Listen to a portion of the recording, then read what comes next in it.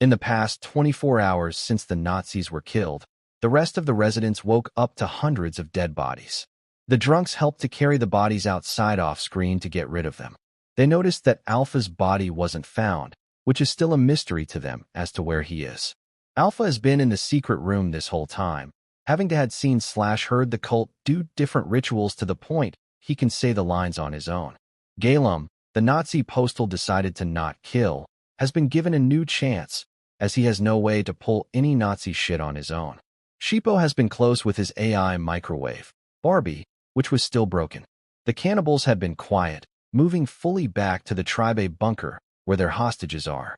Charismatica is still smiling under the bed in the goon hut, tied upside down. Perma, Lean, and Postal have gone on a mission at night.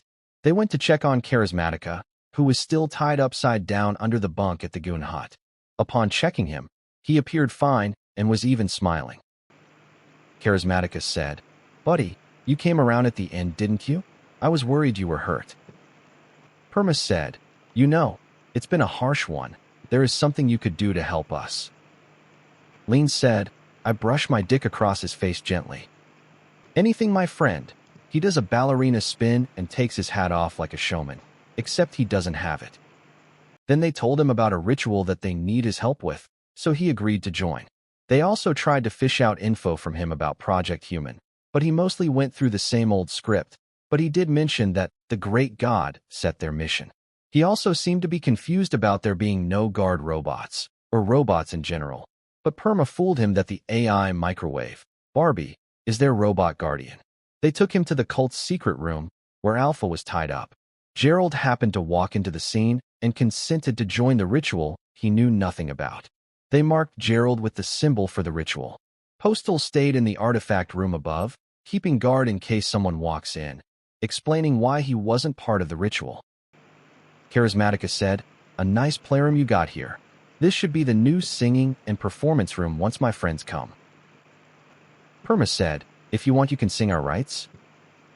He nods in excitement, but says, "Wait, where are your robots?"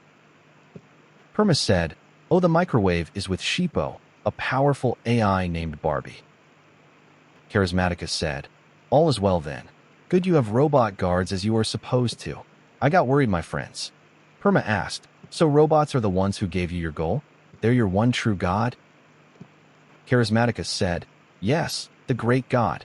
Our purpose is help the rest of humanity to get back on their feet like in the good times, when all was good." The men started the ritual, and they told Charismatica that they would perform a little song performance and that he could join in, when in reality, they were about to sacrifice Alpha and Charismatica to the shadow. They started the chanting and the room started to shake as the force ran through the men. They started to levitate. Gerald felt as the lightest as it was his first time. He only felt his mind getting invaded by something ugly. Lean felt a pop in his head/mind, as a wave of overlapping voices came through that he could understand every word of. Perma had it the most intense. He was sinking deeper, but was in more control as he had already changed the most. His brown jacket ripped as his torso expanded and mutated a bit, him starting to look like a hell hog a bit. Perma felt strange, distant feelings somewhere beneath the voices, something he couldn't quite get a catch on, but tried to focus on one of them only. Then as it peaked, Alpha exploded into a bloody mess. Charismatica blew up like a small bomb. The explosion threw them against the wall as the furniture fell on the ground. They concluded that Charismatica and his people are robots and AI with realistic-looking human bodies. Then they heard a meow and saw a cat walk out the shadows. It was Saul the lawyer cat from Season 11. Back in Season 11, the hotel they stayed in, due to the presence of the mysterious The Game phenomenon, the hotel and surrounding areas shifted universes sort of doubled into Timeless Place. The players were destined for it at the time, but any NPC that came with them accidentally was not meant to come through and started to get corrupted by freezing, sometimes turning black and solid, then sometimes vanishing to air. Saul was stuck here, a cursed, forbidden piece existing in the cosmos, going against the law of the universe.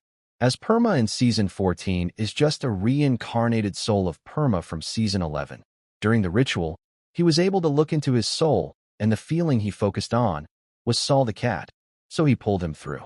Saul was unholy enough for the cult, so they connected enough to make it possible.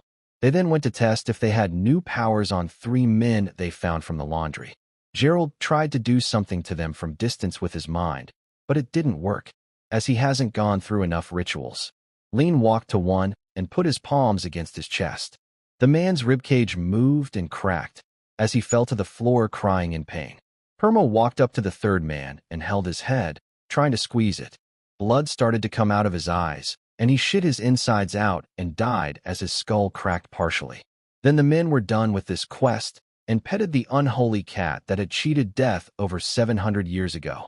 As the mission was wrapping, Gerald's character got more lore. He was born 20-something years ago at the beginning of the human rebellion against the robots.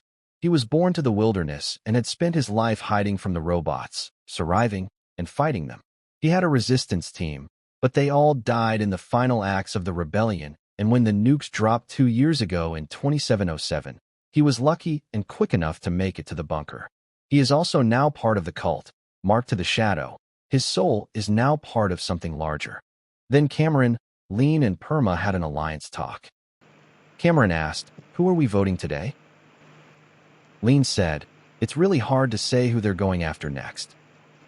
Perma said, "Honestly, it's a harsh one. I say we pick someone and just go for it." Lean said, "Pato again maybe? I mean, really our only hope is getting Cool Person on our side." Perma said, "The idea with Cool hasn't worked out for reasons I won't blame her.